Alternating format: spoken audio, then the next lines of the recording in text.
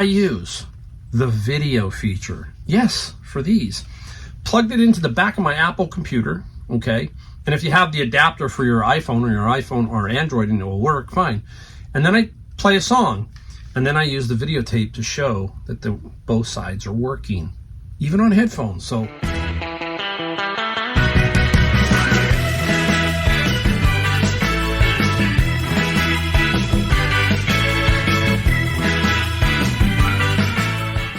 hello everybody, Mike the Golden State Picker in my garage. Another video. I am not in the shed. The shed was a test video. I'm going to do some more videos from my shed eventually. I'm still going to do stuff here because I feel comfortable here and I have a little bit more room and freedom to kind of show you some stuff. So we're going to use both. We haven't figured it out exactly. That was a test video. We'll have a couple other ones and then we'll expand on it a little bit. So if you're new to my channel, I am Mike the Golden State Picker. I am in California, Silicon Valley, better known San Jose, California. A lot of great stuff here, nature-wise. There are some not so great stuff here too. So we'll leave it there. It is an interesting day. I'm going to talk about two subjects. I'm going to talk about the first part, and then about halfway through, I'm going to talk about something else. I'm going to try and keep the video brief and moving so you can see some things that I found and some things that I sold. Today, I don't call it a sexy day of finding something really, really cool. I do have one item that I think is really awesome. We'll talk about that in the video too. We'll just talk about reselling. It's all about reselling. It's all about, hey, can you make a living at this? Can you make extra money at this? Yes and yes, and they all depend on certain things. But one thing you can't do, and I'm going to talk about this here, I'm not going to mention my friend, but basically the difference between being a hoarder and being a picker, okay? There is a big difference. It's obvious, right? We think it's obvious, but I have known this particular person for about 3 years in my picking life. I've done 4 years of picking, and I met this person and have known this person for 3 years. And this person has had, I've always run into him at Goodwills, usually Goodwills. And he is usually the first one there in the mornings. And I can remember during COVID when we were all trying to figure it all out, he was always there. And I remember he would always grab stuff and he would always have stuff. And I'd be thinking to myself, what am I missing? You know, am I missing something, especially early on? You know, because he always seemed to have something. And I was like, man, he'd tell me, oh, this painting is worth $3,000, $2,000. Weird stuff, right? Just, you know, but I was an early on picker.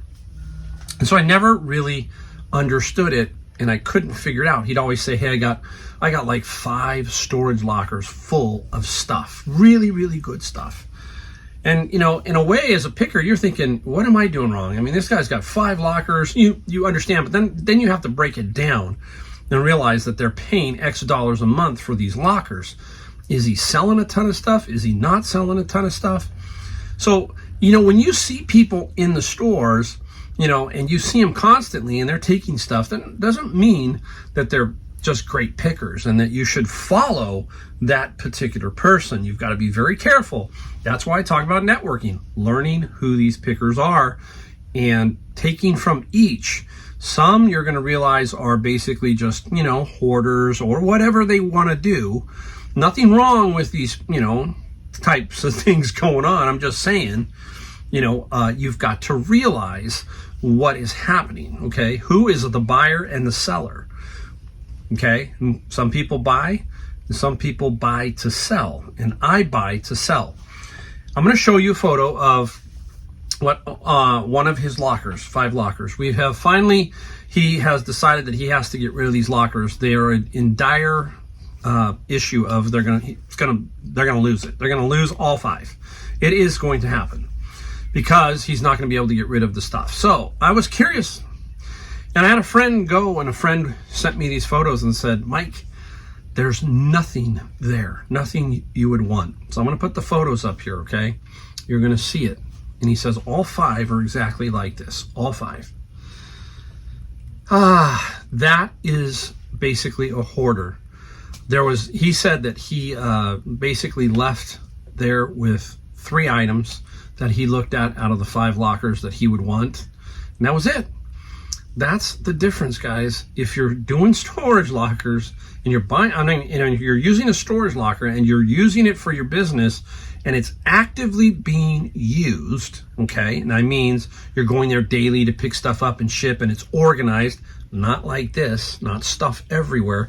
This is the type of storage locker that is going to show up at a Dave Hester locker auction in about a month or two. Okay, that's basically what's going to happen here. And we can't get into this situation. Now, I always use this: no emotional attachment. That's what you got to have. I'm not attached to any of this stuff. I think some of this stuff is very cool, but it doesn't hit me emotionally where I can't get rid of it. And that's what happens, I think, to hoarding. They get so emotionally, so physically, mentally attached to it kind of thing, and they can't get rid of it. In this particular picker, I talked to him many years to try to get to look to see what he had. Never, never, ever. That's because he was not picking, he was basically hoarding. And that was come to fruition as I talked to one of my friends who said, hey, this is what's going on. So I don't know, I might go and see if I can get a more close-up look at it. There's a situation I'm trying to figure out. I'm not trying to call this person out, basically, but I'm just trying to show you that we have to be very careful with what we're doing, especially with storage units, because they can creep up on you and they can grab you, and you can end up like this situation. I have a very different situation thinking. This garage I've let go, basically, okay? This garage is my hoard, if you want to call it, but it's a business hoard, and I sell stuff out of here. It looks crazily disorganized, and sometimes to me it feels that way, but this is what I sell, okay? And if somebody wants something out of here, it's going. I'm not going to sit there and hold on to it and say, you know what, I'm not going to sell it. No, I'm going to sell it. Again, no emotional attachment. All right, there you go. Hopefully it hits you, you know. Think about it, you know. Storage lockers, you can work on them, work in them if they are very effective. Parts of the country expensive. Let me give you an example. These were costing about $350 each, $1,750 a month. Let's time that by 10 months, $17,500. Now let's say everything in the lockers was worth $17,500. Within 10 months, if you don't sell anything out of there, you have completely devalued that entire locker. Think about that, okay? Now, if you have one locker and you're working out of it and it's making you money and it's only $100, $150 because you're in a different part of the country. Remember, I'm in California. Storage lockers are expensive here. All right, leave it at that. Let's get on to what we found. We went garage sailing, and I did okay. I always just like to get out. Ran into the usual stuff, repeat garage sales, all that kind of stuff. That always happens every weekend. But we found some stuff. We also went to Savers and found a couple items there. So we're going to get right into it. I'm going to show you the first one. It's heavy, but I'm going to get it out of my way. This guy, we talked about garage sales in a past video. This guy had the best signs, the most amazing signs everywhere. And it's a funny little thing. As I was going back to Savers, because what I do is I do garage sales on Saturday, and then I try to go back to Savers for an hour and a half. I got to Savers parking lot, and one of his signs was up there. Now, I'm 5 miles away from Savers. He put the sign up there and said, hey, don't pay 3 times the thrift store prices. Come to my garage sale, had his address. So I thought, wow, this guy had signs everywhere. I had already been, so I already knew. Got there, and it was just nothing. He had the best signs and the worst stuff, but I found one item, so I can't complain. But he literally had the worst stuff. He was yelling at his wife on the phone to open up the garage door. It was wild. It was crazy. But here's what I got. Oh, it's heavy.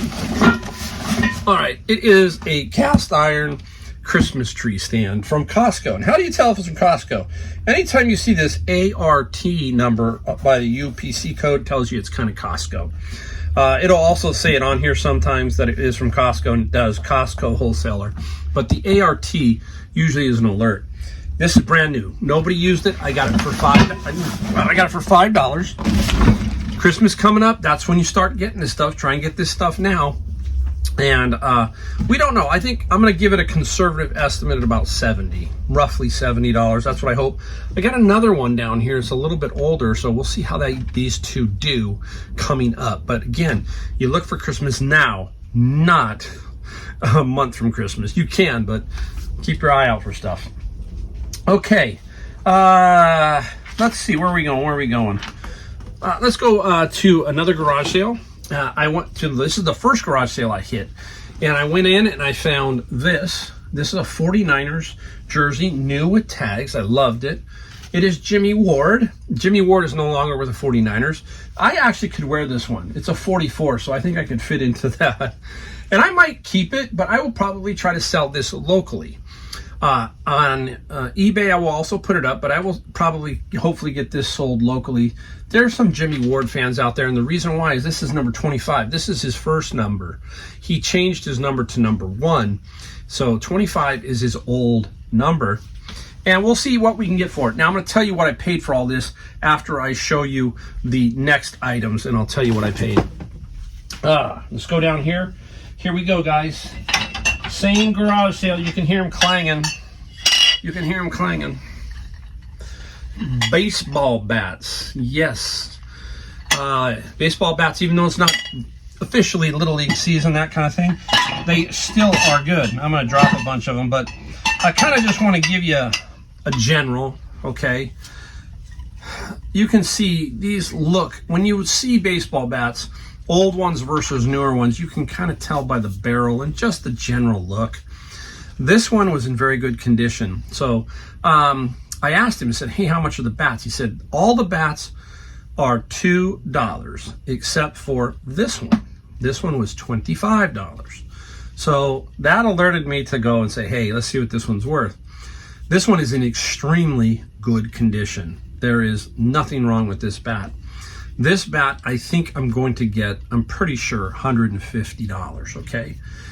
The other bats were the $2 ones, and there are a total of 4 of these that range anywhere from 25 to, let's say, 50. They're all over the place. But again, in good condition. He had taken, these are for youth, so for kids. So, we should do pretty well with this. Now, I ended up paying $35 because I cut a deal on the whole package. He had the jersey and everything. I paid $37. I paid $37 for everything. So I feel that's a really good deal. I'm going to give you a quick thing to look at for basically these bats. You're going to see a little number up here. I'm going to have to put this one down, but you see that little number, -12. -12. We call that the drop. It will say drop 12. I don't know why, but they just do. -12, and you can see it says drop on it. It says the word drop. On the bottom, on the handle, you should see a number. There it is, 27 and 15. So 27 is the length, okay, 27 inches. The drop 12, you take 12 away from 27, and you come up with 15 ounces. So the bat is 27 inches long, 15 ounces, drop 12. I'm telling you guys, sports can get complicated. Golf gets complicated, but who would think baseball bats? But some of these baseball bats, $400 or $500, maybe even more. So you got to keep your eye out for them. But you got to know a little bit about them, especially when you're looking them up. Little nuances like that. There's other little things, but we can talk about that as we go along in future videos. So let me move these bats. So I got those. Now, let me see. Okay, we're gonna go into one more item here. Let me put Jimmy Ward up here. There you go, Jimmy. Up you go. We got these two items from now it's later in the day. Late in the day doesn't mean you won't get something. Some people just quit. Just keep going because you might find something that, people didn't want. I found this, the Bells of Christmas, Mr. Christmas. So that's a good brand. I got this, and I got another item. I paid $2 for this Mr. Christmas. And to show you how fast I work, guys, everything you see here that I'm showing you that I found is already photographed and ready to go tonight. I will list it tonight. That's how you keep up. That's how you grow your sales, like that. Boom. Get it listed. Get it listed as fast as you can. And that's the way I work. Now, what is the feature that I use here? You hear me talk about that all the time on eBay.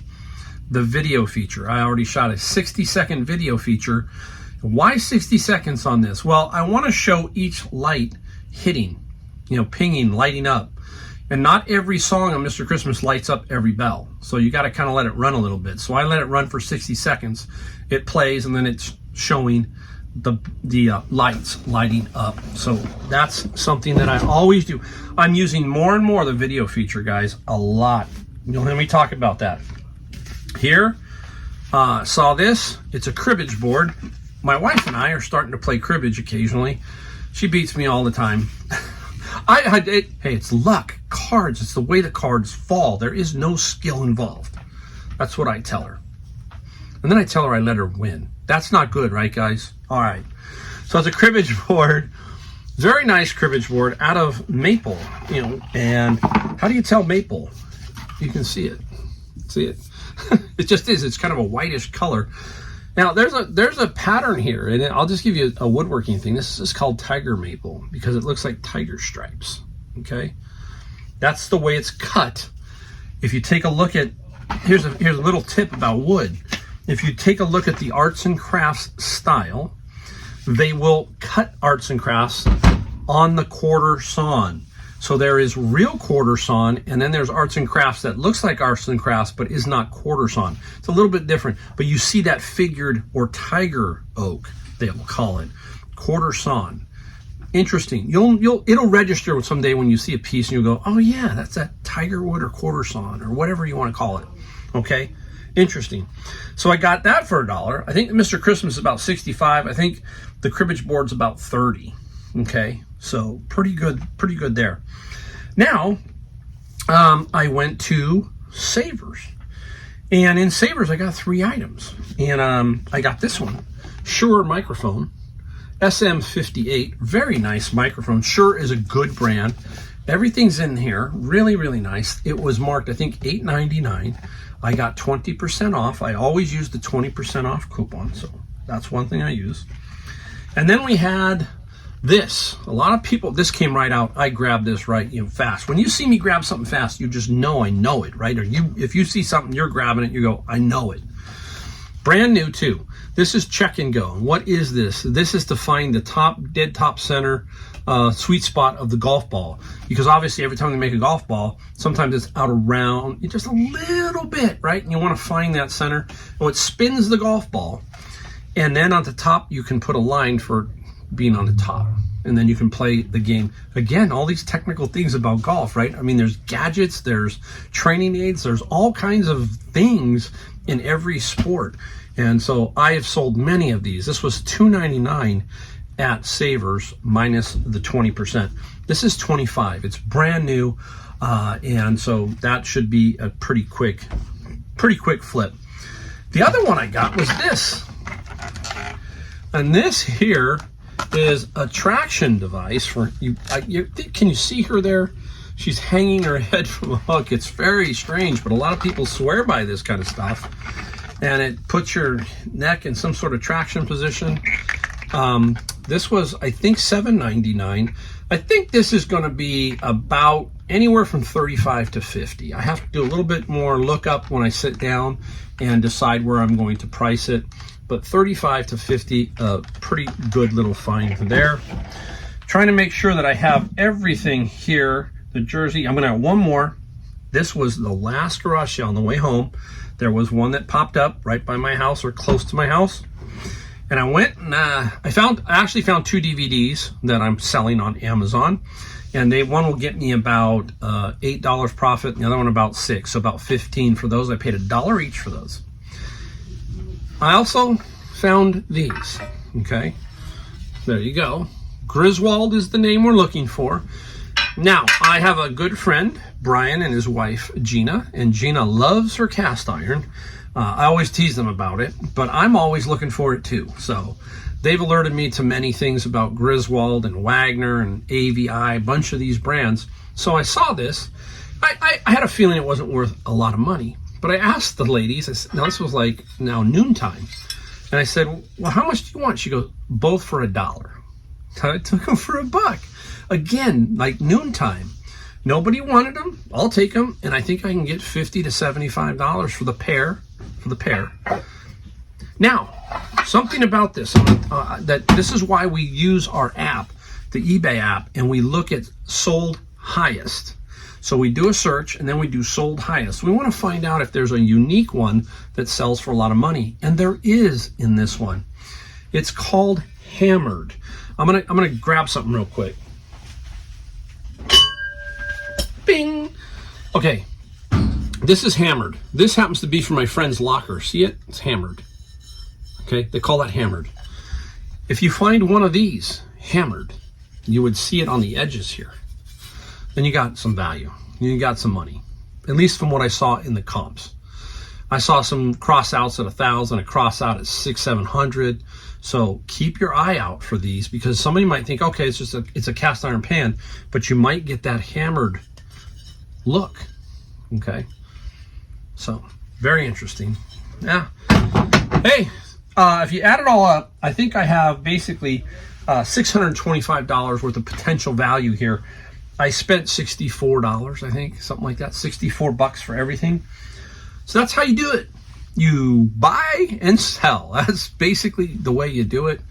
And if you can find, let's say you're trying to sell 100 a day, you might find 200 one day, nothing the next day, 300 the next, 150.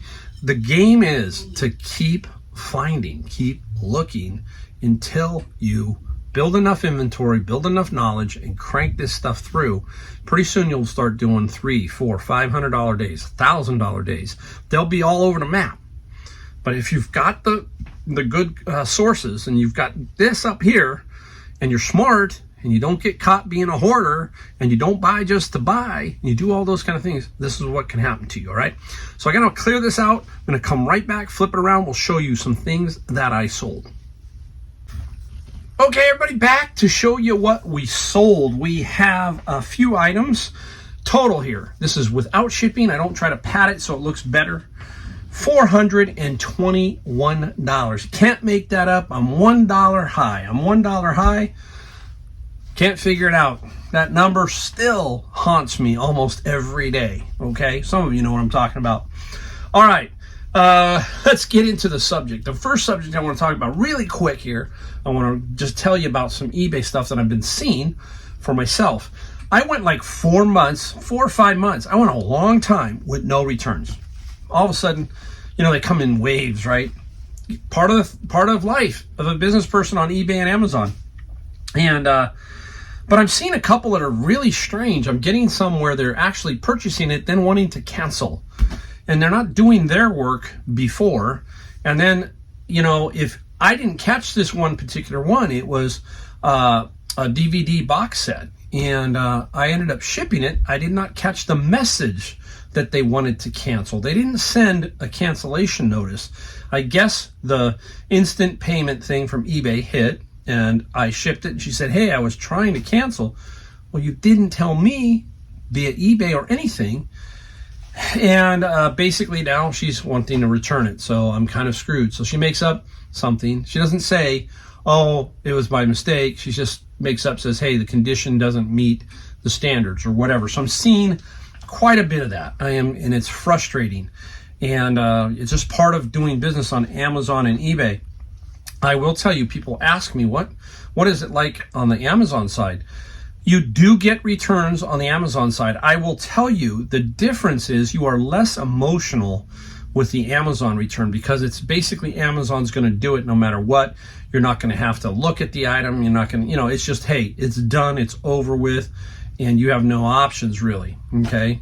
With eBay, you're kind of still can interact with the customer, whereas Amazon, you really can't, and you're basically one-on-one, okay, let me see what I can do. And you just feel like there's a little bit more emotional attachment to that return. So it affects you a little bit differently.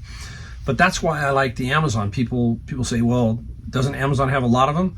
They can, but if you sell good stuff, I sell books, mostly books, and I get them in droves too. There might be one or two here or there, and you might go a week with none, but you will get them. You definitely will.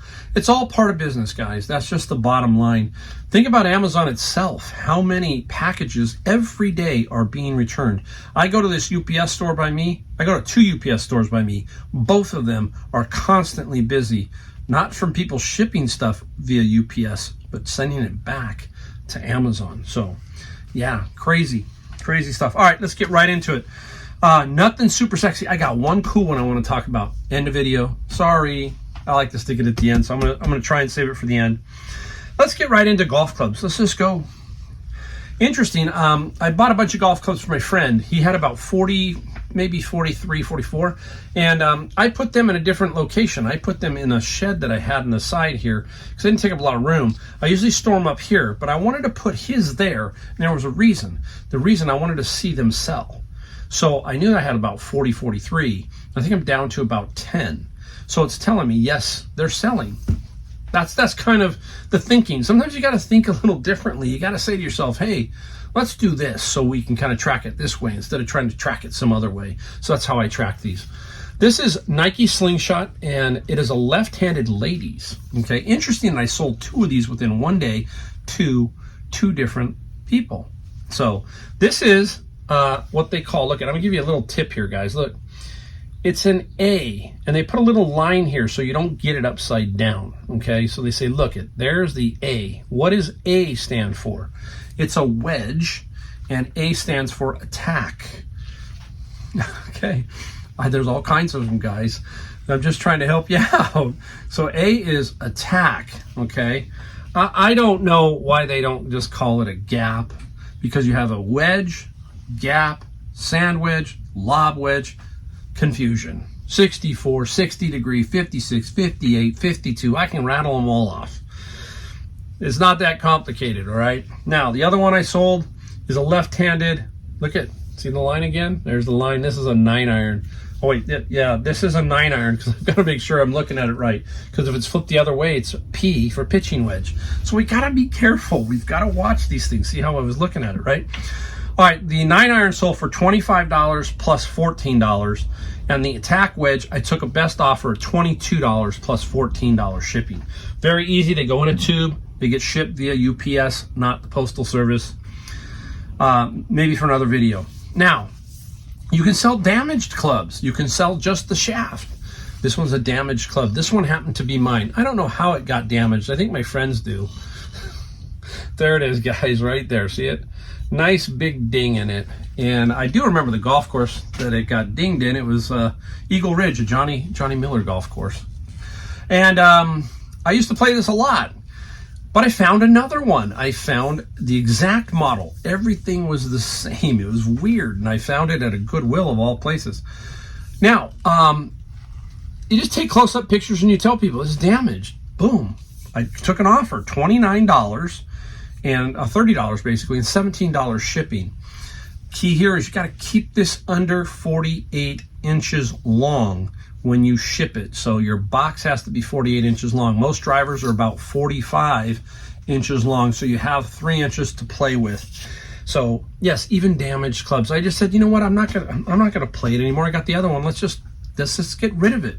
That's it. No emotional attachment. Gone. That's how you do it, guys. I just sold this, and I got this out of, I was trying to remember where I got it out of, and it's out of the bin of books. It's a bunch of Girl Scout patches that was in, I think, a box or something. And I said, well, let's see what we can get for them. I took a best offer. It's sitting around for a little while, $15 plus $9 shipping. You know, people say, hey, you know, I'm no different than anybody else in Georgia, Florida, you know, anywhere else. If it can make me money, I will sell it, okay? $15 is basically, if you take away the fees and everything, let's call it 12 or 11, whatever. It's money. At the end of the year, it all adds up and your bank account has X dollars in it. So forge on with everything as long as it will sell. That's the key. You got to try to sell it. Make sure you sell it. Now, this is a dog transmitter, okay? And people lose them, they break, the dog loses them. And I had the other collar, had one in the package, brand new. So this one I sold by itself.